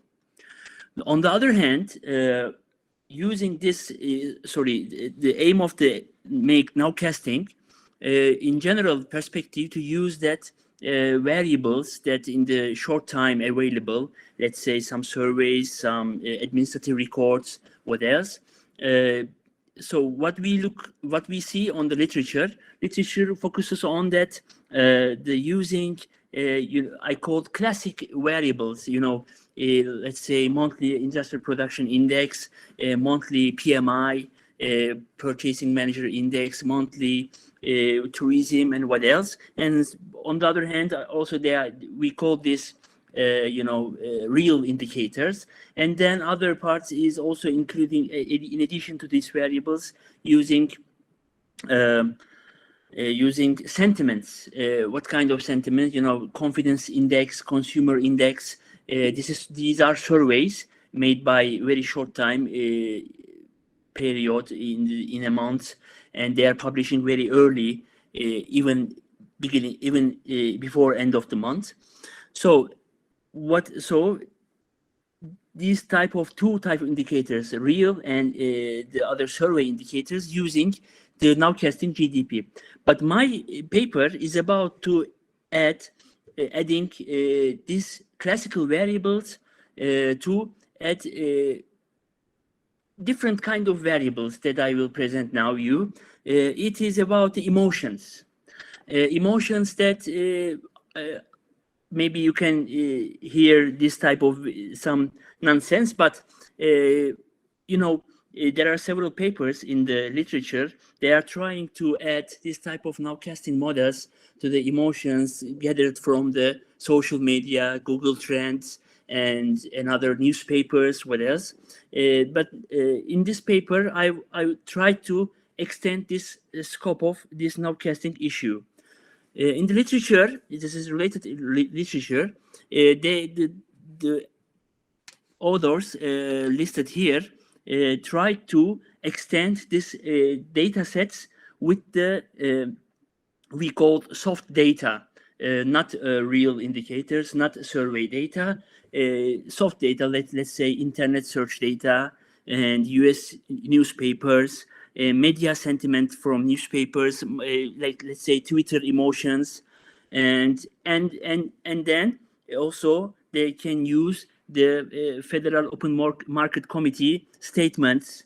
They are making, they are trying to construct indicators to represent this, and these indicators will be added to nowcasting models. Yes, what I use as a data source, of course, our aim is that for nowcast GDP, and I select the Euro area because Euro area and European Central Bank speech is a good data source to identify the emotions of the monetary policy authorities. That was, I think. And then, but before, I want to say that I started with the classic model, classic structure. On the left side, we have a GDP to be nowcasted. On the right side, the classical indicators, IPI, PMI, let's say turnover index, and business consumer survey sentiment indicator. These are the real variables and survey variables. We can make a group, two group, real indicators and survey indicators. And then what I did here, I will explain in later slides. I will get the ECB presidents and managers, top managers, head economists speech as a data source. And I constructed several emotion indicators from the ECB speech. As you see, an anticipation index, constraining, negative, positive, and uncertainty. This starts from mainly 1995. Also, this is mixed frequency data. Some of them is quarterly, some the remaining monthly, and it's mainly end of the 2019. Yes, here I will shortly explain which method I use to analyze text data. Actually, you can find the data source in the ECB webpage. They are sharing the data to support the academicians to enhance or encourage the search on this field. I get the data in a text format. There are approximately 3,000 speech from the 1995. I used RStudio to analyze this text speech. I used a harmonized dictionary to extract the emotions. There are several studies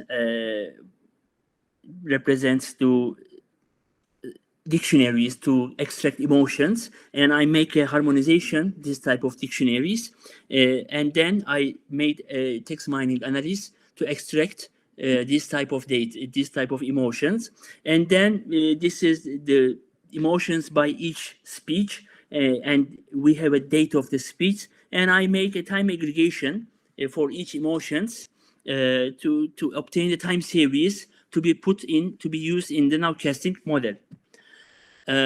Afterwards, I use the dynamic factor model specification.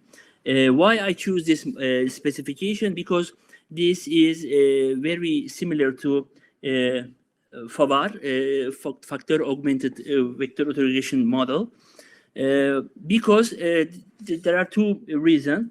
My data is mixed frequency, so I need a model structure to be used both monthly and quarterly data. And then I have missing observations.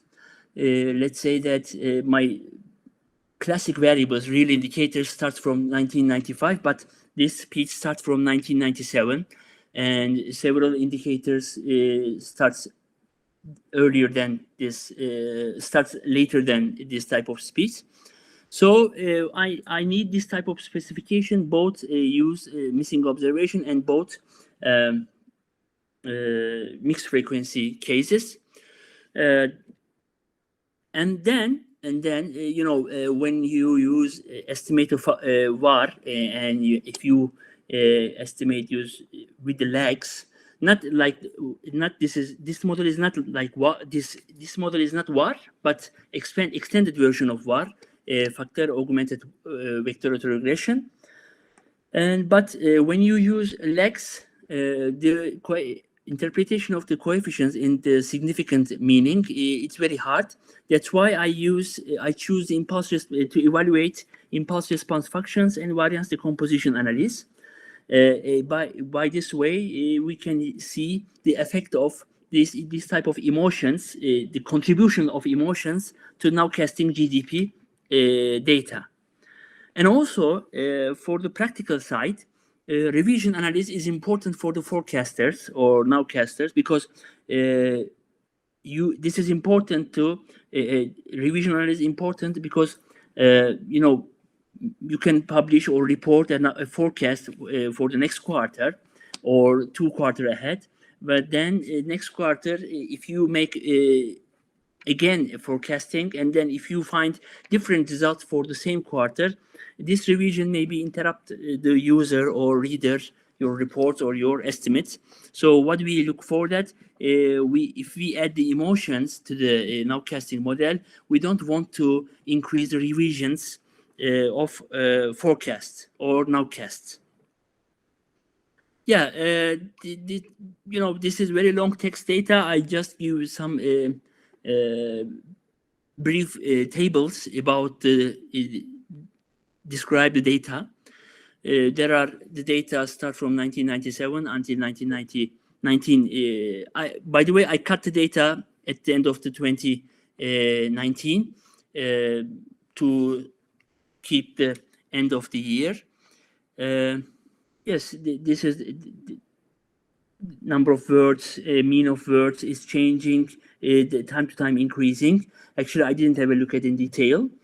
But what maybe you can interested, this is an analysis that they say that n-gram analysis. So n means that the words use, how can I say, one and other together said words. So let's say that if you have unigram, you say this word is repeated in each speech. If you have bigram, it means that these 2 words repeated at the same time, and trigram is 3 words. If we look at this type of view, we have get some words. What we see here at the beginning, they are making emphasis on the stability and foreign exchange. Where by time during 1920s, it moves growth, and have a shortly. I can present some in the middle of the 2008 and 2007. Sorry, 2006 and 2007. They are making emphasis on growth, productivity growth, labor productivity growth. So they are making emphasis on labor productivity growth. As I said, this is the results for the ECB manager's speech. And then, you know, during the crisis, global economic crisis, you see the crisis systematic risk, macroprudential supervision at all. When I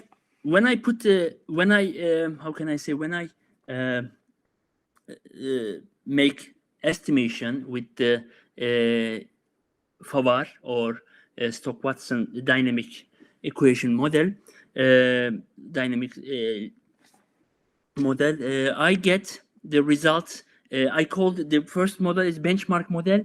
A benchmark model is that represents that only including real data, real indicators, IPI and other turnover, what else, and survey indicators. This is the consumer confidence index, for instance. But then I added emotion variables, and I called the model emotion included. What I see in terms of root mean square error, I obtain not too much gain in the root mean square, only approximately 10% decrease in the root mean square error. Actually, at the beginning, I think that maybe at the beginning, actually, I didn't expect too much effect, too much contribution, this type of speech, because making speech is not a political reaction, but at least it maybe gives some signs to political reactions. But this 10% decrease in the root mean square error is highly motivated me. And then what I did here, I made I cut the sample at the end of the 2018, and I made one period ahead real-time forecast with the benchmark model, which includes real indicators and survey indicators, and emotion included model to compare the one period ahead real-time forecast. And what I can say that, of course, it is really depends, but at least there is no there is no direct implication that okay, this variables is really worked, but at least I can say that the speech impact cannot be omitted when you see the let's say that for the last quarter, okay, this classic model implies that 0.45 percentage, even the published value is 0.06, but what we add the emotion indicators, this now just decrease to the approaching to the original published value. On the other hand, I want to present you impulse response results, function results. As you see, the real variables and survey variables is a large effect in the short term and significant for some time. But what I see in the emotion variables factor is the composite of the emotion variables. There is no significant effect on the short term, but in the long term, as you see, it can be said that it is start to be significant in the long term. This may be useful finding for the evaluative model. And also, this is the variance contribution. You see that mainly the variance of GDP explained by itself, about 60%. Around the 20% is come from real variables and survey variables factors. And last, emotion variables variance contribution increasing by time in the long term. In the short term, I cannot say that too much effect, but at least, as I said before, it is increasing the effect of by time. And quickly, I present the results of revision analysis. What I see here, revisions of revisions in the forecast and effects of these factors in the revisions. I can say that emotion variables has no effect on the revision, has no significant effect. It's mainly comes to real variables and survey variables factors in the revisions. As a conclusion, I observed that marginal contribution of emotion indicators is found effective in terms of reduction of root mean square error of nowcasting model established in the dynamic factor model representation for euro area quarterly GDP. In terms of the approaching to the published value, I can say that they may provide a noticeable improvement in the nowcast. Of course, impulse and response and forecast error variance decomposition analysis shows us these effects are maybe effective in the long term, not in short term. And in terms of revision analysis, there is no problem to adding this type of indicators. Of course, this study has several limitations. First of all, even there are several papers to argue that the effect of this type of text data or soft data on the economic indicators. This by theory, in terms of expectation, it's really depends how you measure the emotions, how you make weights. So maybe one can make different type of emotions to try to in the modeling estimating nowcasting, and also on the other hand, time span is important. Sometimes markets or economic agents have good motivation to produce, but on the other hand, sometimes uncertainties is dominant in the markets, and they say they move as looking their expectations. So this type of effects also can be included in the model. So this is, thank you very much from my side. I hope you liked my presentation. Thank you, sir, for your presentation. Actually, this is one of the most interesting thing nowadays I'm interested in, because this kind of, especially this kinds of analysis, I mean, we may accept partly as sentimental analysis, right? Mm-hmm. Is very important in terms of behavioral economics, labor economics. Yes. And also we have so many open sources to analyze with the help of this data mining and text mining options. Thank you for your contribution. Thank you, sir. Thank you so much. Thank you. So are there any questions for the presentations and the whole presentations for this session? We still have Siang. Yes, we are listening to you. Yes, can you hear me? Yeah, of course, loud and clear. Okay, that's great. So can you see my PowerPoint? Not for now. Okay. Yes. Right now? How about right now? Perfect. Clearly, we see your screen. Oh, okay. Thank you. Okay, hello, everyone. I'm Xiang Zhang, studying Wenzhou King University and major in marketing. Today, I'm gonna introduce how does Chinese customer react during COVID-19. So here's my thesis: the impact of epidemic outbreak on Chinese consumer spending behavior. So this presentation will contain 8 parts. I will give a brief introduction first, and the following contents. Is literature review, theoretical framework, conceptual framework, methodology, results, and conclusions.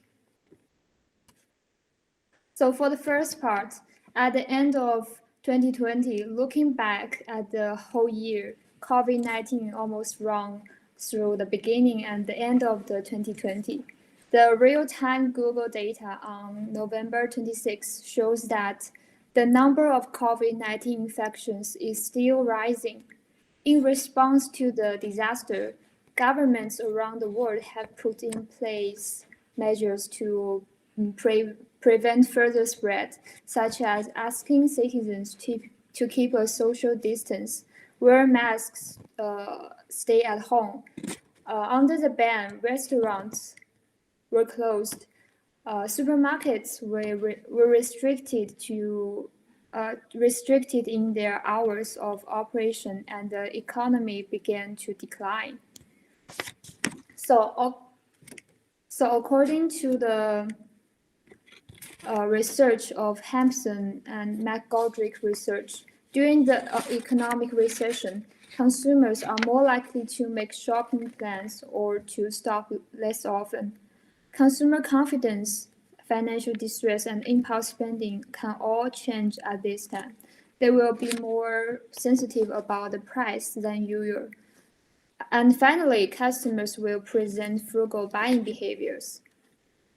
So, in the literature review part, first, I want to introduce how does Chinese customers spend during the epidemic.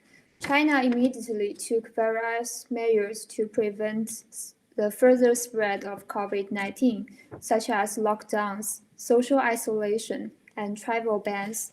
Such measures have been effectively controlled the virus spread, but they have led to a short-term decline in economy. So in this case, there will be a panic buying as consumers believe that hoarding food and supplies will help them survive in the crisis. So as a result, consumers spend more on groceries, food, and medical supplies than usual, such as water, meat, toilet paper, rice, cleaning supplies, and face masks that will face temporary shortage. When the situation is relatively stable, so we believe that consumer will start to make planned purchase. The theoretical framework is meaning about the consumer typologies that has been used in Hampson's research. The author used consumer confidence, perceived financial security, frugal consumer behavior, consumer financial guilt, smart shopper pride, propensity to plan for money, and consumer impulsiveness to describe 4 types of customer cluster during economic recession. I will explain these elements that why they can describe customers' behavior. So for the consumer confidence, the changes in consumer confidence are usually consist with real changes in consumption. So that's why it can describe customers' behavior. Consumers can be more sensitive to financial security when they are exposed to resource shortage and stressful life conditions.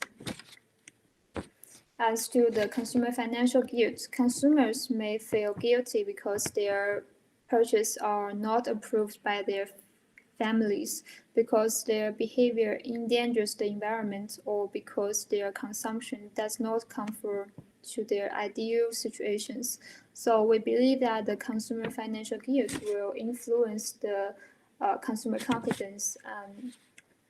Next, smart shopper pride. Some customers have a positive attitude towards frugality. Even thrifty behavior caused by a temporary economic downturn, such as using more coupons or shopping less often. Many consumers remain thrifty after the external influences have disappeared. As to the propensity to plan for money, when consumers are very dependent on their source of income, they are more likely to plan their money, but these consumers also tend to feel guilty when they don't spend according to their plans. So these elements can also influence consumers' confidence.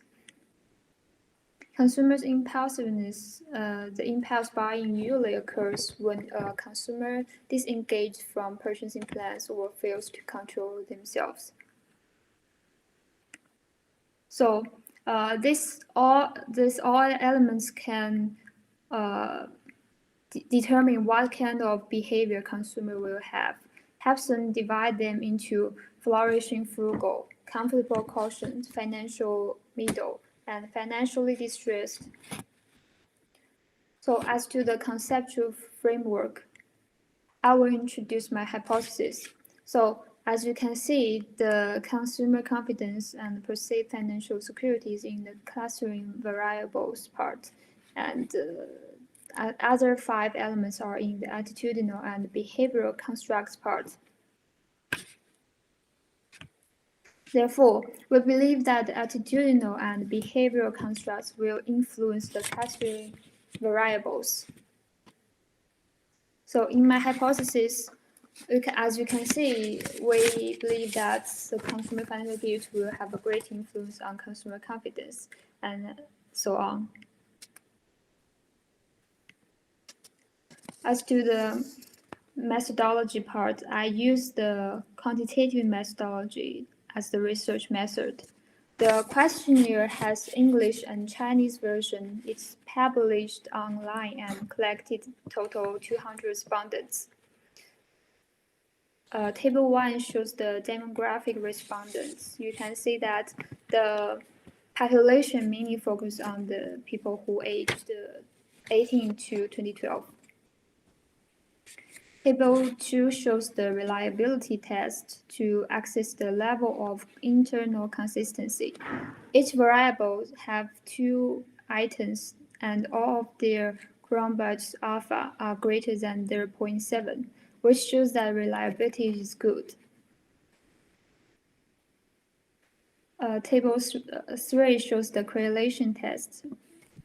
So Pearson's correlation test ranges from -1 to 1. If the value is between 0 to 1, these two variables have a positive linear correlation. As long as the value close to -1 or +1, the two constructs have a closer relationship. So all the results show that the correlation between either or two variables is moderate or strong. The correlation between consumer confidence and consumer impulsiveness is relatively weak compared to the whole results. And the correlation between frugal consumer behavior and consumer impulsiveness has a strong relationship. So from table 4 shows the past coefficiency of the variables. We can conclude from the chart that the most significant influence is propensity to plan for money and the perceived financial security. And the least obvious one is consumer impulsiveness to consumer confidence. Table 5 shows the hypothesis testing results, and we conclude that the perceived financial security group is between 0.5 to 0.7. So these results all can prove that the 5 independent variables have a significant positive effect on consumer confidence and perceived financial security. So the research conclusion has 2 parts. The first one is the 5 factors: consumer financial guilt, propensity to plan for money, consumer impulsiveness, frugal consumer behavior, and smart shopper pride will influence consumer confidence and perceived financial security. The second conclusion is Chinese customers also have frugal buying behavior during the economic recession. However, Chinese customers still feel positive about the market. So the results show that even though Chinese customers feel unsafe about the domestic environment, they still stay positive about Chinese market. The propensity to plan for money plays an important role in supporting the situation. In such an environment, consumers are very sensitive to impulse spending. Although in this study, the consumer confidence of Chinese customers was not greatly affected by impulse spending, market practitioners should respond to such a phenomenon on the adjustment of market strategy, avoiding persuading customers to buy expensive items. In addition, marketers also need to find a proper time, such as the middle or late stages of the epidemic, to stimulate customers for consumptions which help the economic recovery soon. Also, this research have limitations. The research has a limited sample. As you can see, the respondents of the questionnaire are mostly 18 to 2012 years old and mostly in college year. And the percentage of high-income respondents is very low, which cannot keep a balance with the percentage of low income. And also the prior research studies that are relevant to our research is limited. For further research, we can find a new demographics and involve the comparison between American customer and Chinese customer during the economic recession. And also we can extend the sample size and have more uniform percentage. And here's my references. Thank you for listening. And I want to thank you for your presentation, Ziyan. Actually, today in these two meetings sessions, we have listened different kinds of methodological studies, both in macroeconomic and microeconomic perspective. And at the end of our session, I admire your presentation as how this pandemic affects Chinese consumer spending behavior. Thank you very much for your presentation. I think, I think Professor Ibrahim thought we have some questions, but not, I guess.